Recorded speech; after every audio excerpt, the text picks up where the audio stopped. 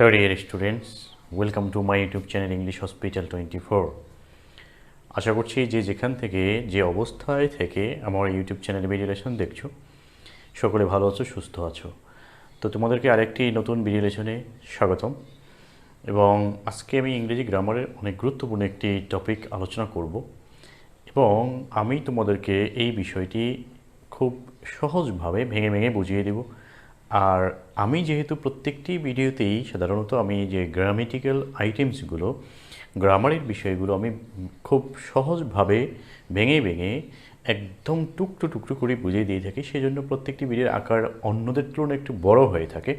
তো আজকেও তার ব্যতিক্রম হবে না আশা করছি।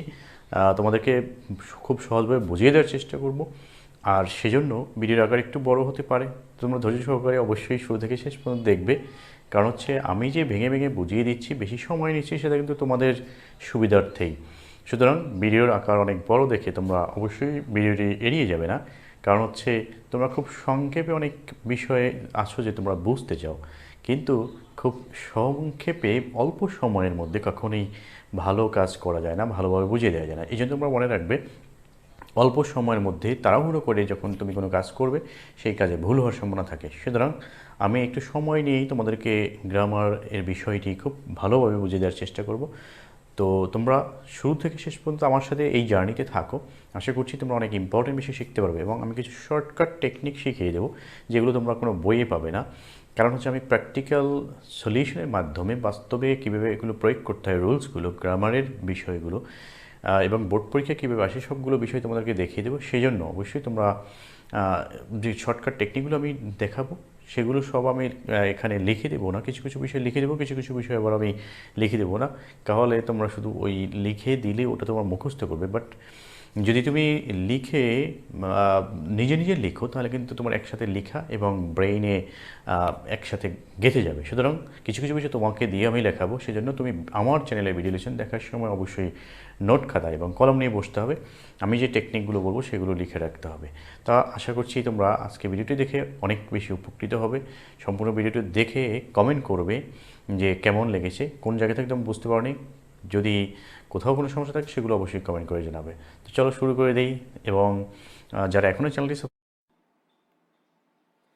আজকে আমরা সাফিক্স প্রিফিক্সের একটি গুরুত্বপূর্ণ লেসন শিখতে যাচ্ছি।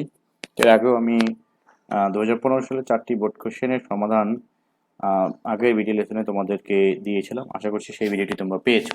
যারা চ্যানেলটি সাবস্ক্রাইব করেছো তাদের কাছে নোটিফিকেশন চলে গিয়েছে আপলোড করার সাথে সাথে।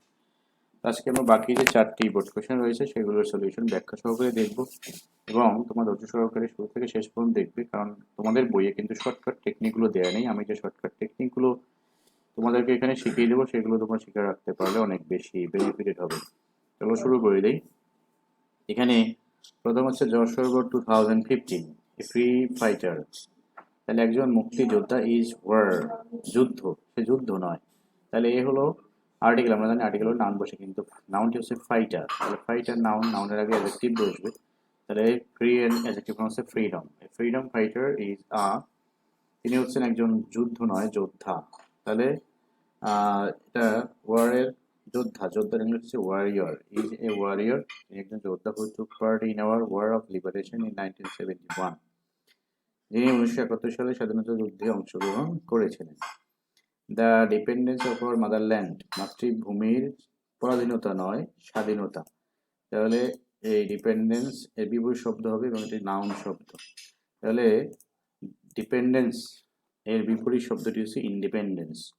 বাংলাদেশের বা মাতৃভূমির স্বাধীনতা ওয়াজ ডিয়ার টু ফ্রিডম ফাইটার দেন, যেহেতু দেন রয়েছে তার মানে এটা হচ্ছে একটি কম্পারেটিভ ডিগ্রি। তো কম্পারেটিভ ডিগ্রিতে ডিয়ার শব্দটি হলো অ্যাডজেক্টিভ, অ্যাডজেক্টিভের কম্পারেটিভ ফর্ম ব্যবহার করতে হবে। তা ডিয়ার এর কম্পারেটিভ ফর্ম হচ্ছে dearer, was dearer to a freedom fighter, একটু মুক্তিযোদ্ধার কাছে বেশি প্রিয় ছিল দেন হিজ লাইফ, তার জীবনের চেয়ে। হি জয়েন্ট দ্য ওয়ার, সে যুদ্ধে যোগদান করেছিল উইলিং, উইলিং মানে ইচ্ছায়। তাহলে নিজ ইচ্ছায় বা ইচ্ছুক ভাবে, তাহলে ভাবে যুক্ত হলে অ্যাডভার্ব হবে উইলিংলি, নিজের ইচ্ছায় বা নিজ ইচ্ছায়। He has no might weapons, weapons মানে অস্ত্র, অস্ত্র এখানে হচ্ছে নাউন, নাউনের আগে অ্যাডজেক্টিভ বসে। তো মাইট শব্দের অ্যাডজেক্টিভ ফর্ম হচ্ছে মাইটি। হি হ্যাড নো মাইটি ওয়েপন্স, তার কোনো শক্তিশালী বা বড় অস্ত্র ছিল না উইথ হিম, তার সাথে। But he had a strong moral courage, তার ছিল শক্ত নৈতিক মূল্যবোধ বা সাহস, নৈতিক সাহস ছিল।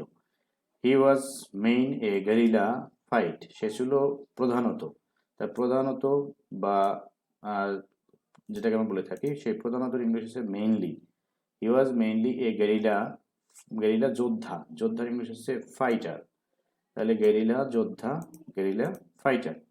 হি was mainly a guerrilla fighter, সে ছিল প্রধানত একজন গেরিলা যোদ্ধা।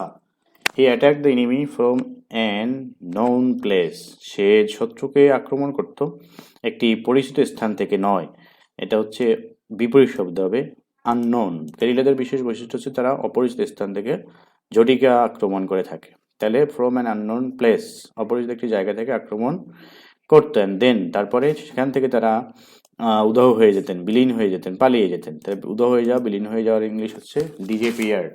অ্যান্ড দেন ডিজেপিয়ার্ড, তারপরে সেখান থেকে তারা হারিয়ে যেতেন। তো এখানে কিছু কিছু বিষয় রয়েছে অ্যান্টোনিমস অ্যান্ড সিনোনিমের ব্যবহার। তো এই জন্য সেন্টেন্সের অর্থ প্রথমে বুঝতে হবে, তারপর হচ্ছে সেখানে সমার্থক শব্দ বসবে না বিপরীত শব্দ, সেটা ব্যবহার করতে হবে, সেই অনুযায়ী শব্দটি তৈরি করতে হবে। সেকেন্ড আরেকটি বিষয় তোমাকে দেখতে হবে পার্সোনালিটির ব্যবহার, কোন শব্দের পরে কি বসে এবং সেইটি সঠিকভাবে ব্যবহৃত হয়েছে কিনা। আর যদি কোথাও কোনো ভার্ব বসে তাহলে সেটার জন্য অবশ্যই সাবজেক্টের নাম্বার পার্সন দেখতে হবে, টেন্স দেখতে হবে, একটি প্যাসিভ কিনা সেগুলো দেখতে হবে। দেন নাম্বার 6 হচ্ছে চট্টগ্রাম বোর্ড। তো 6 এখানে সিরিয়াল এই কারণে, কারণ আমি এর আগে আরও 4টি দিয়েছি। এটা হচ্ছে 5 নাম্বার, দেন 6, এটা হচ্ছে Chittagong board 2015। Bangladesh is an dependent country, Bangladesh একটি পরাধীন দেশ নয়, এটা হচ্ছে একটি স্বাধীন দেশ। তাহলে বিপরীত শব্দ independent, Bangladesh is an independent country. But she is still burdened with, তিনি এখনও ভারাক্রান্ত কিসে কিসে, পভার্টি দরিদ্রতায়, পপুলেশন জনসংখ্যায় নয়, অতিরিক্ত জনসংখ্যায়, ওভার পপুলেশন। তার মানে হচ্ছে এটা একটি সমস্যা। তাহলে ওভার পপুলেশন, জনসংখ্যার সমস্যা ইংলিশ হচ্ছে ওভার পপুলেশন বা অতি জনসংখ্যা। তারপর হচ্ছে এমপ্লয়, এমপ্লয় মানে যেটাকে আমরা বলে থাকি কর্মসংস্থান, কর্মসংস্থান কোনো সমস্যা নয়, বেকারত্ব একটি সমস্যা, তাহলে আনএমপ্লয়মেন্ট। কারাপশন দুর্নীতি, ফুড ডেফিসিয়েন্ট খাদ্যের ঘাটতি, তার ঘাটতি ইংলিশ হচ্ছে ডেফিসিয়েন্সি, কারণ ফুড হচ্ছে এখানে যদি পাশাপাশি দুটো নাউন বসে তাহলে প্রথম নাউনটি অ্যাডজেক্টিভের কাজ করে। তাহলে ফুড ডেফিসিয়েন্সি খাদ্য ঘাটতি। ন্যাচারাল ক্যালামিটিস প্রাকৃতিক দুর্যোগ। পাওয়ার ক্রাইসিস যেটাকে আমরা বলে থাকি বিদ্যুৎ ঘাটতি বা শক্তির ঘাটতি, সেই শক্তি মানে এখানে হচ্ছে বিদ্যুৎ। কনসিডারিং অল দিস, এই সকল বিষয় বিবেচনা করে দ্য প্রেজেন্ট গভর্ন, বর্তমান গভর্ন মানে শাসন করা, তো যারা বর্তমানে শাসন করে তাদেরকে বলা হয় শাসক, গভর্নমেন্ট। দ্য প্রেজেন্ট গভর্নমেন্ট, বর্তমান সরকার হ্যাজ এইমড, লক্ষ্য নিয়েছে বা লক্ষ্য স্থির করেছে, at making a digital Bangladesh, digital Bangladesh গড়ে তোলা। To come most of the problems, অধিকাংশ সমস্যা আসার জন্য নয়, অধিকাংশ সমস্যা অতিক্রম করার জন্য। তাই কামের থেকে অতিক্রম করা English overcome. To overcome most of those problems. The actual aim of Digit Bangladesh, Digit Bangladesh নয় ডিজিটাল বাংলাদেশ, যে ডিজিটাল বাংলাদেশের প্রকৃত উদ্দেশ্য is to establish, প্রতিষ্ঠা করা, টেকনোলজি বেসড গভর্নমেন্ট, প্রযুক্তি ভিত্তিক সরকার প্রতিষ্ঠা করা, which will emphasize, যারা বেশি গুরুত্ব দিবে, the overall develop of the country, দেশের সার্বিক উন্নতির দিকে। তাহলে ওভারঅল হচ্ছে একটি অ্যাডজেক্টিভ, এরপরে নাউন হবে, ডেভেলপের নাউন ফর্ম হচ্ছে development, overall development of the country and the nation, এবং জাতি। The country has ready fixed, ইতিমধ্যেই, ইতিমধ্যে ইংলিশ হচ্ছে অলরেডি, অলরেডি ফিক্সড নির্দিষ্ট করেছে, ইটস টার্গেট এর লক্ষ্য, অফ অ্যাচিভ অর্জনের। তাহলে এখন অফ হলো প্রিপোজিশন, এরপরে নাউন বসাতে হবে। তাহলে অ্যাচিভের নাম হচ্ছে অ্যাচিভমেন্ট, তো অ্যাচিভমেন্ট দিলেও হবে বা অ্যাচিভিং দিলেও হবে। কোনো শব্দের যদি সরাসরি নাউন ফর্ম না থাকে সেক্ষেত্রে ওই শব্দের সাথে, শব্দটি যদি ভার্ব হয় তাহলে তার সাথে আইনজি যুক্ত করলেই চলবে। এখানে অ্যাচিভ একটি ভার্ব, এর সাথে আমি যদি আইনজি যুক্ত করি তাহলে এটা জিএনডিএল নাউন হবে। আবার যদি এটাকে আমি সরাসরি নাউন ফর্ম লিখি তাও হবে, because after preposition we must use noun. তাহলে এখানে অ্যাচিভের নাউন ফর্ম অ্যাচিভমেন্ট সেটা লিখলেও চলবে, আবার যদি আমি এখানে অ্যাচিভিং লিখে দেই তাতেও সেটাও নাউনের কাজ করবে। ওকে, দেন হচ্ছে number 7, Sylhet board 2015। King Solomon, রাজা সলেমন ওয়াজ ফেম, ফেম অর্থ সুনাম, এটা হচ্ছে নাউন, কিন্তু বি ভার্বের পরে কারো বৈশিষ্ট্য বোঝাতে সেটি অ্যাডজেক্টিভ হয়, কারণ বৈশিষ্ট্য বোঝানোর শব্দটি হচ্ছে অ্যাডজেক্টিভ। তাহলে ফেমাস, ফেম শব্দের অ্যাডজেক্টিভ হচ্ছে ফেমাস।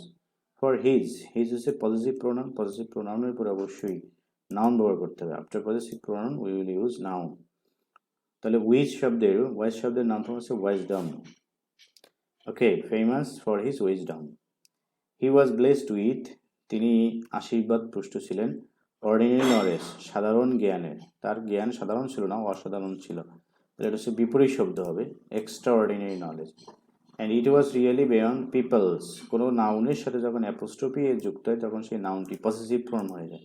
এটা যেহেতু পসেসিভ ফর্ম হয়ে গেছে তাহলে পসেসিভ ফর্মের পরে নাউন ব্যবহার করতে হবে। তো এখানে ইমাজিন শব্দের নাম হচ্ছে imagination, beyond people's imagination.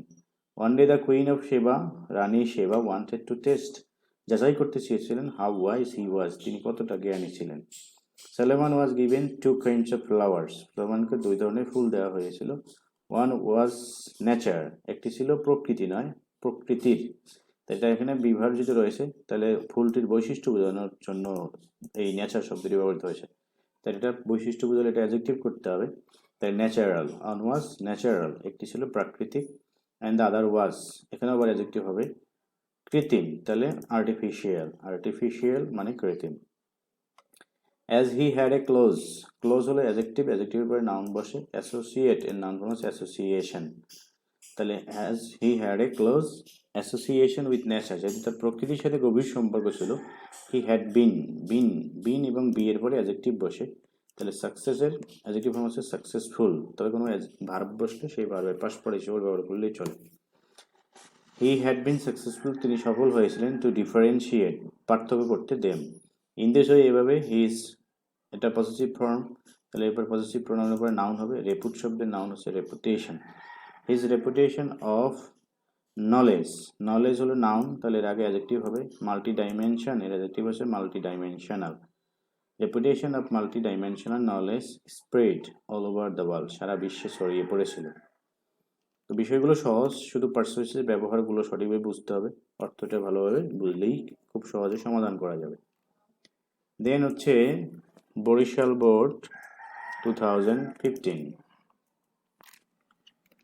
Honesty is opposite to honest, যে সততা হচ্ছে কিসের বিপরীত, তো এটা বিপরীত শব্দই বসবে আমরা জানি। তো অনেস্টি বিপরীত শব্দ হচ্ছে ডিজঅনেস্ট, তাহলে অনেস্টি ইজ অপোজিট টু ডিজঅনেস্টি হবে। বিকজ যদি কোনো নাউন বিপরীত, নাউনের বিপরীত শব্দ হবে কোনো নাউন, আবার কোনো ভার্বের বিপরীত শব্দ হবে ভার্ব।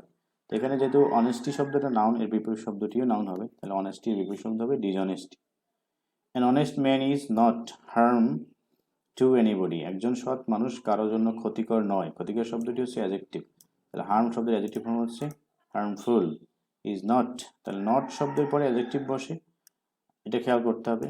আর নো এর পরে নাউন বসে, নট শব্দের পরে অ্যাডজেক্টিভ বসে, নো এর পরে নাউন বসে। I have no pen, I have no book, I have no cow. An honest man is not, এরপরে এটা নট শব্দটি অ্যাডভার্বের কাজ করে, এই জন্য এখানে অ্যাডজেক্টিভ বসবে। Is not harmful to anybody, আর নো থাকলে এখানে একটি নাউন বসতো। হি নেভার ডাজ, সে কখনোই করে না। জাস্ট, জাস্ট মানে হচ্ছে ন্যায় বিচার, তাহলে সৎ মানুষ কখনো ন্যায় বিচার করে না, এটা হবে না। ইনজাস্টিস, অন্যায় করে না। He never does injustice to others, injustice, তাহলে অন্যায় ইংলিশ হচ্ছে injustice. When he does anything, যখন সে কোনো কিছু করে, মোরাল নীতিগতভাবে, হি ফেলস কমফোর্টেবল। তো এটা এখানে স্বাভাবিক একটি সেন্টেন্স, যদি দুটোর অর্থই আমরা মেনে তাহলে এটা সঠিক। তবে যেহেতু এখানে শূন্যস্থান দেওয়া রয়েছে, সেক্ষেত্রে আমাকে যদি আমরা চেঞ্জ করে লিখি তাহলে উভয় জায়গায় চেঞ্জ হবে। তাহলে আমাকে এখানেও বিপরীত শব্দ লিখতে হবে, এখানেও বিপরীত শব্দ লিখতে হবে। When he does anything immoral, যখন সে অনৈতিক কিছু করে। হি ফিলস আনকমফোর্টেবল, সে একটু অস্বস্তিকর অনুভব করে। হি নেভার টেলস এ লাই, সে কখনোই মিথ্যে কথা বলে না। He is always response to his duty, সে সবসময় তার দায়িত্বের প্রতি দায়িত্বশীল। তাহলে রেসপন্স এর শব্দের দায়িত্বশীল ইংলিশটা হচ্ছে responsible. He is always responsible. আবার এখানে অলওয়েজ শব্দ হচ্ছে অ্যাডভার্ব, অ্যাডভার্বের পরে অ্যাডজেক্টিভ বসে। রেসপন্স শব্দের অ্যাডজেক্টিভ হচ্ছে responsible. He is always responsible to his duty, সে সবসময় তার দায়িত্বে দায়িত্বশীল বা কর্তব্যপরায়ণ। উই শুড ফলো দ্য পথ অফ অনেস্ট, অফ হচ্ছে একটি প্রিপোজিশন, এরপরে নাউন বসবে। So noun form of honest is honesty. We should follow the পথ অফ অনেস্টি অ্যান্ড লিভ, ত্যাগ করতে যদি বলা হয়েছে তার মানে অবশ্যই নেগেটিভ কিছু লিখতে হবে। লিভ দ্য পথ অফ ডিসঅনেস্টি, অসততার পথ ত্যাগ করতে হবে। ইন দ্যাট কেস, এই ক্ষেত্রে, you will be love by all, তুমি সকলের দ্বারা ভালোবাসা পাবে। এটা হলো প্যাসিভ ভয়েস, বিকজ যারা ভালোবাসে তাদের নামটি শেষে রয়েছে। কোনো সেন্টেন্সে যে সাবজেক্ট কাজ করবে তার নাম যদি শেষে থাকে অথবা সাইলেন্ট থাকে, না থাকে, তাহলে সেন্টেন্সটি প্যাসিভ ভয়েস। তো এখানে সেন্টেন্সটি প্যাসিভ ভয়েস, তাহলে এখানে ভার্বের পাস্ট পার্টিসিপল ফর্ম বসবে। ইউ উইল বি লাভড, তুমি ভালোবাসা পাবে by all, and will be able to reach the পথ অফ। হলো প্রিপোজিশন, এরপরে নাউন ব্যবহার করতে হবে। প্রসপারি নাউন ফর্ম আছে prosperity. Will be able to reach the পথ অফ প্রসপারিটি, উন্নতির পথে পৌঁছতে সক্ষম হবে। তো এই হলো বাকি 15 সালের বাকি 4টি যে বোর্ড কোয়েশ্চেন। প্রথম লেসনে আমি দিয়েছিলাম প্রথম 4টি, আর এটি হচ্ছে সেকেন্ড লেসন, যে বাকি 4টি বোর্ডের সলিউশন। তো এখানে প্রত্যেকটি আমি সহজভাবে ব্যাখ্যা করার চেষ্টা করেছি এবং তোমাদেরকে অর্থ সহকারে যেভাবে আলোচনা করেছি আশা করছি খুব সহজেই বুঝতে পারবে। শর্টকাট টেকনিকগুলো লিখে রাখলে ভবিষ্যতে কখনোই এই সাফিক্স প্রিফিক্স সমাধান করতে কারো কোনো ভুল হবে না, সেই আশা করি। তো যারা এই চ্যানেলের সাথে সর্বদা রয়েছে তারা এখান থেকে কারেক্ট বিষয়গুলো, কারেক্ট সলিউশনগুলো পাচ্ছ। এখান থেকে তুমি নিয়মিত পড়াশোনা করলে you must be successful in your board examination, also year job examination. কারণ চাকরির পরীক্ষা এবং ইউনিভার্সিটি অ্যাডমিশন টেস্টের জন্য এই চ্যানেলে অসংখ্য ভিডিও লেসন রয়েছে, প্রত্যেকটির জন্য আলাদা আলাদা প্লেলিস্ট করা রয়েছে। যারা আজকে ভিডিওটি সম্পূর্ণ দেখেছো, অনেক কিছু শিখতে পেরেছো, শর্টকাট কৌশল শিখতে পেরেছো, অবশ্যই ভিডিওটি ভালো লাগলে লাইক কমেন্ট শেয়ার করবে অন্যদের সাথে, এবং যারা এখনও চ্যানেলটি সাবস্ক্রাইব করে বেল বাটন চালু করে দিবে যাতে পরের ভিডিও লেসনগুলো তোমরা সবার আগে সবার পেয়ে যেতে পারো। তো তোমাদের সুস্বাস্থ্য এবং উজ্জ্বল ভবিষ্যৎ কামনা করে আজকে শেষ করছি। পরবর্তী কোনো ইম্পর্টেন্ট ভিডিও লেসন নিয়ে আবার হাজির হবো, ততক্ষণ সকলে ভালো থাকবে, সুস্থ থাকবে সেই আশা করছি। Thanks for watching. Thanks to all my dear students and my dear viewers. Thank you.